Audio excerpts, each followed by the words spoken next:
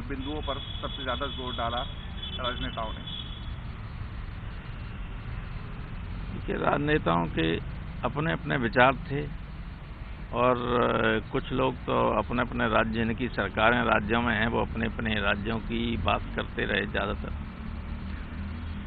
मैंने बिल्कुल स्पेसिफिक कुछ सुझाव दिए थे क्योंकि 5 मिनट का टाइम था हर पार्टी के लोगों को बोलने का, और सब लोग नहीं बोल पाए, केवल 10-12 पार्टियां बोली।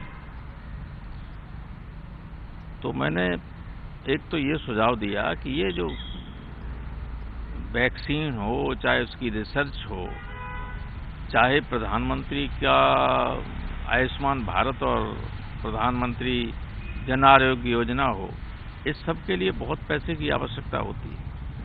लेकिन हमारे देश में स्वास्थ्य विभाग पर लगातार उपेक्षा का शिकार रहा है, लगातार। मैं 6 साल से कमेटी का अध्यक्ष हूं, पार्लियामेंट की हेल्थ संबंधी कमेटी का। हर बार ये रिकमेंड किया कि इसका बढ़ाइए। दुनिया के हमारे पड़ोसी देशों तक में हमारे से ज़्यादा खर्च हो रहा है, और चीन में काफ़ी ज़्यादा, अमेरिका में 15 गुना ज़्यादा, लेकिन उन्होंने नहीं किया। हमने ये सुझाव दिया कि आपने ही 2017 में नेशनल हेल्थ पॉलिसी बनाई और ये कहा कि 2025 तक हम जीडीपी का 2.5% हेल्थ पर खर्च करेंगे, और खर्च ये बिल्कुल नहीं बढ़ा, 1.15%। तो मैंने सुझाव दिया कि क्योंकि आपातकाल है, कोरोना काल चल रहा है, इसलिए वो 2025 की सीमा को घटाकर 22 ले आई, और 22 तक ये बजट में हेल्थ के लिए जीडीपी का 2.5% कर दीजिए, क्योंकि जब तक पैसा नहीं होगा गरीबों तक कोई सुविधा पहुंच ही नहीं सकती। एक तो मेरा ये सुझाव था। दूसरा ये कि जो वैक्सीन आ रही है, हम इसमें बहुत ज़्यादा कंपटीशन है, हड़बड़ी में ये वैक्सीन का प्रयोग मत कीजिए। जब तक ये सुनिश्चित न हो जाए कि ये सुरक्षित है, तब तक थोड़ा सा इंतजार कीजिए और सोशल डिस्टेंसिंग और मास्क पे भरोसा ज़्यादा रखिए, क्योंकि हमारे देश के लोगों की इम्यूनिटी दुनिया के दूसरे देशों से ज़्यादा है। इसलिए इतना बड़ा मुल्क होते हुए भी कंपैरेटिवली हमारे यहाँ कम केसेस हैं, कम मौतें हुई हैं। और देहातों में तो गांव में चले जाइए, किसानों में एक भी नहीं, एक आध आ जाते हैं अहमदाबाद से, सूरत से या दिल्ली गुड़गांव से, तो हो जाते, वरना नहीं। तीसरा मैंने सुझाव दिया कि जो वैक्सीन आ रही है वो माइनस टेम्परेचर पर रहेगी, उसको रखने के लिए कोल्ड चेन मेंटेन करना जरूरी है, इंफ्रास्ट्रक्चर होना जरूरी है, वरना अगर उस टेम्परेचर पर नहीं रहेगी वैक्सीन, तो जो लगने के बाद भी टीका, उसका कोई असर नहीं होगा। आदमी समझेगा हमारे वैक्सीन लग गई, और वो निश्चिंत हो जाएगा और वैक्सीन निष्प्रभावी होगी। और दूसरे ये है कि ये जो कंपटीशन चल रहा है, इसमें वैक्सीन की जो क्वालिटी और प्राइस दोनों पर ध्यान देना पड़ेगा। कहीं इसकी स्मगलिंग न होने लगे, कहीं कालाबाजारी न होने लगे। और इंटरपोल ने कल ही कहा है, चेतावनी दी है कि नकली वैक्सीन आ सकती है। तो इन सबको बहुत ध्यान में रखना होगा, सावधानी बरतनी पड़ेगी, और हिंदुस्तान की अपनी जो वैक्सीन है उसको बढ़ावा, उसको जल्दी विकसित हो, इसके लिए साइंटिस्ट को जितनी मदद कर सकते हो गवर्नमेंट को करनी चाहिए। थोड़े से समय में यही सुझाव दे सकते थे, वरना इस पर तो मैं तो कितना भी बोल सकता हूँ।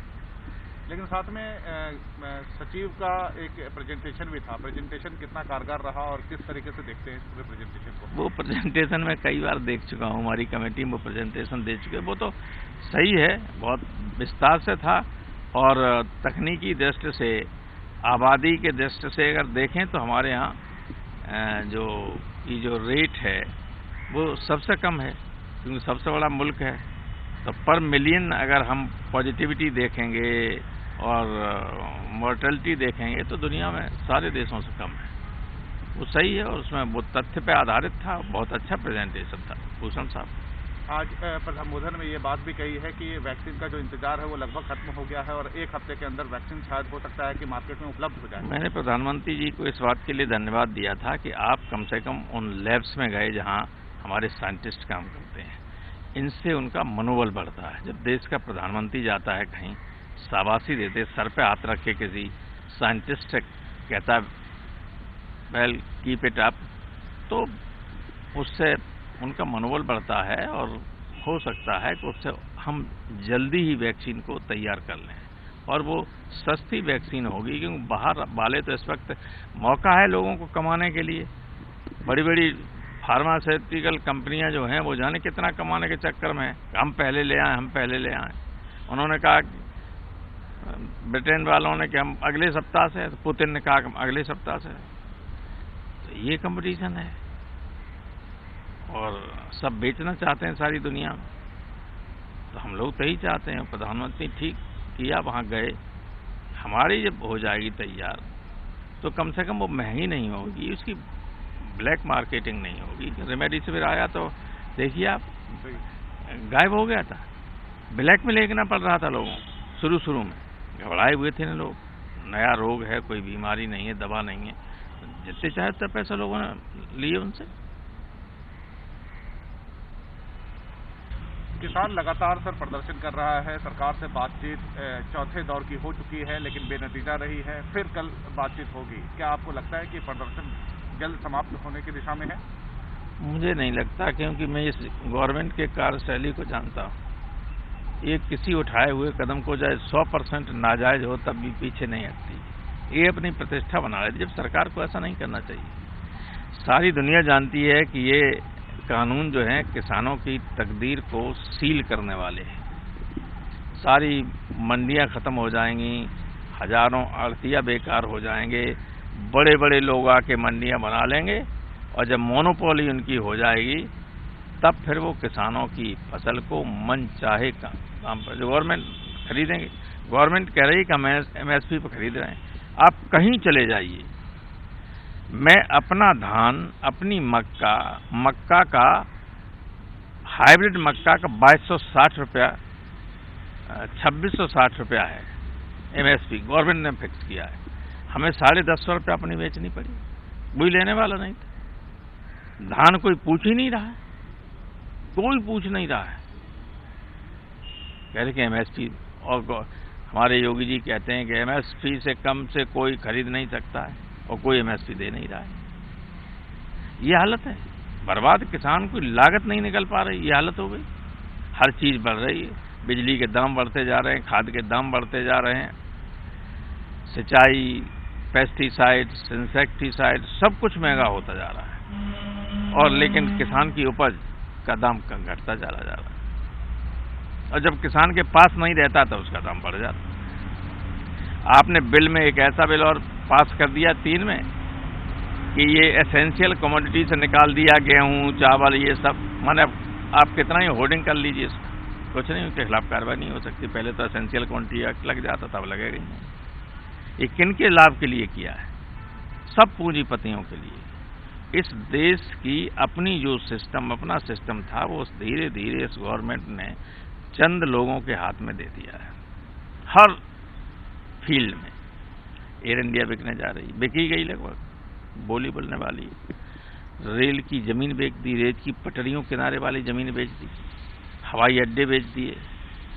इंडियन ऑयल तो अभी बचा हुआ है लेकिन BPCL बेच दिया, HPCL भी बिकने वाला है। एक तरीके से वो भी बिक गया है। आपका ONGC वगैरह जो नवरत्न कंपनियां थी, जो अरबों रुपए का लाभ पहुंचाती थी, वो सब चली गई। और अगर डिफेंस में भी प्राइवेट लोग आ गए तो फिर सुरक्षा खतरा है कि नहीं? अभी तो बहुत सिक्योरिटी होती है, लीक न हो कोई चीज कि हमारा विमान है, उसे कैसे बनते, उसकी मार क्षमता क्या है, उसकी किस स्पीड से चलता है या और क्या है, ये सब दुश्मन के हाथ में पहुंच जाएंगे। तो देश की चाहे सुरक्षा का मसला हो, चाहे अर्थव्यवस्था का मसला हो, अर्थव्यवस्था पूरी तरह से खत्म हो गई। GDP माइनस लगातार, ये कुछ कहें, लेकिन जमीन पे क्या है ये तो सारे लोग जानते हैं। भूख को मर रहे हैं लोग, करोड़ों लोग बेरोजगार हो गए, दोबारा उनको रखने की कोई व्यवस्था नहीं। दोबारा अब जब ये एक तरफ आप कह रहे हैं कि हम नियंत्रित कर रहे हैं, तो फैक्ट्रियां वगैरह चलाने की इजाजत दीजिए। भाई कोरोना से एक मरेगा, लेकिन भूख से मर रहे हैं हजारों, आत्महत्या कर रहे हैं लोग। मैंने तो पार्लियामेंट में उस दिन कहा था बोलते हुए कि कोरोना से मरने वालों की संख्या नोएडा में जितनी है उससे दोगुनी आत्महत्या करने वालों की संख्या थी उस तारीख तक। तो ये स्थिति है, ये गवर्नमेंट मानने वाली नहीं किसानों की, लेकिन किसानों का रुख भी अब की ऐसा है कि वो भी झुकने वाले नहीं। अच्छा, अगर किसानों ने गल्ला देना बंद कर दिया 2 साल, तो क्या करेंगे? मंगाएंगे बाहर से, तब मालूम पड़ेगा कितना किस हिसाब से आता है। भैया किसान संपन्न रहेगा तो देश संपन्न रहेगा। खेती से 60% लोगों को अब भी रोजी मिल रही है,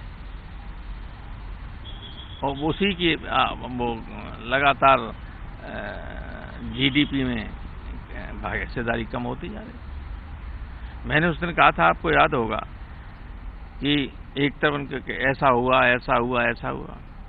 हमें 2014 में 18% था जीडीपी में हिस्सा एग्रीकल्चर सेक्टर का, अब रह गया 12%। तो 5 साल में सरकार तो आपकी रही, तो ये घट कैसे गया एग्रीकल्चर का शेयर? क्योंकि एग्रीकल्चर के मूल्य नहीं मिल रहा लोगों को।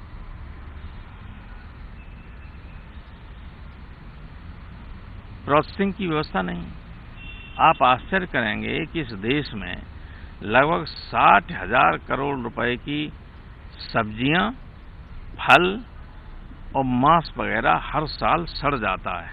60,000 करोड़ की, क्योंकि प्रोसेसिंग की व्यवस्था नहीं। 2-3% प्रोसेसिंग है केवल। ब्राजील में 80% है, ब्रिटेन में 70% है, अमेरिका में 65%, हमारे यहाँ 3%, 1% से 3% हो पाया 10 साल में। आप देख रहे हैं कि हमारे जो फल सेव होते हैं, आप थोड़ी देर दिनों बाद वो खाने लायक नहीं रहते।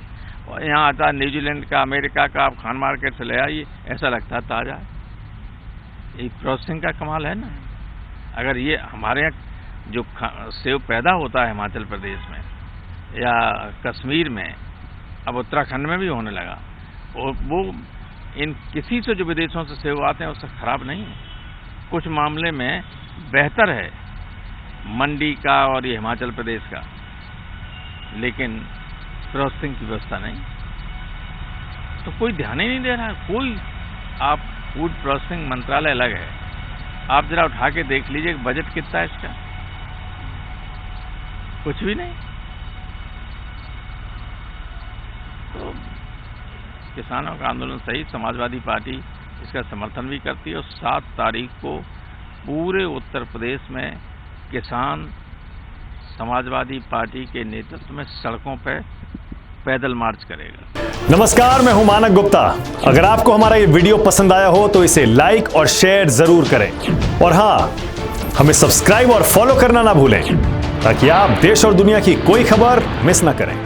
चाहे कोई ब्रेकिंग न्यूज हो या कोरोना वायरस से जुड़ी कोई भी अपडेट, पॉलिटिक्स हो या आपकी जेब से जुड़ी कोई खबर, इलेक्शन की कोई न्यूज हो, कोई कंट्रोवर्सी हो या फिर कोई वायरल वीडियो, सब कुछ मिलेगा न्यूज़ 24 पर। तो जुड़े रहिए हमारे साथ और देखते रहिए न्यूज़ 24।